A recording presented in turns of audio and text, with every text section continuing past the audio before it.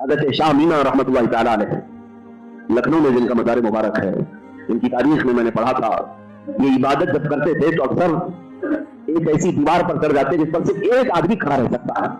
इधर भी नीचे, और दीवार पर खड़े होकर के इबादत करते, सजदा उसी पर, रुकू उसी पर है, कादा भी उसी पर है, और रात भर उस दीवार पर